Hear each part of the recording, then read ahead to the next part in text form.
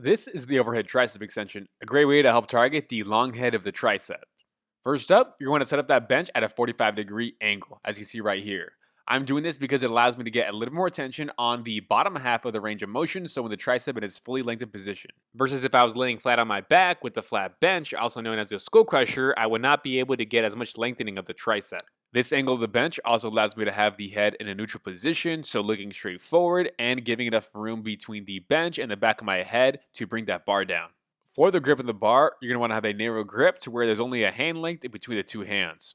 Also take note that I'm using an easy bar. It's basically that bar that looks kind of squiggly that allows me to have a more comfortable hand position versus a straight bar. But if you don't have an easy bar, you could use a straight bar as well. I'm also using a pronated grip, basically to where the palms are facing down towards the ground when you grab that easy bar. To get it into position, you could bring it up from the ground, place it on the thighs, then bring it up to the chest and place it overhead.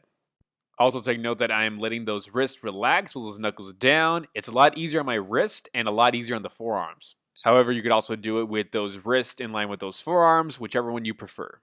Next, let's talk about where the bar is going behind the head. You basically want to have it to where that bar is almost grazing the back of the hair and bring it all the way down to where the knuckles are at the bottom of the earlobes.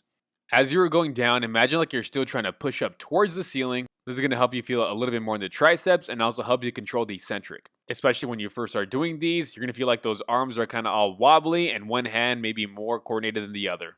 And as you're going up, imagine like you are pushing up towards the ceiling and also like you're trying to push those hands apart a little bit. Make sure you're getting the full extension to the top, but you don't have to bring it all the way forward to the front of the head. As you can see right here, it's basically staying right above the back of my head. The elbow should be also pointed slightly outwards to the side. As you can see right here, my elbows are not completely glued to the side of my head, but I'm also letting them poke out to the sides too much. They're at about a 10 to 15 degree angle pointing out to the side. I also like to use a technique to go past failure, which is really good whenever you're going up in weight. Whenever I reach failure, knowing that on the next rep I won't be able to go all the way up, then I'll just go down as slow as I can, 3 to 5 second eccentric this time.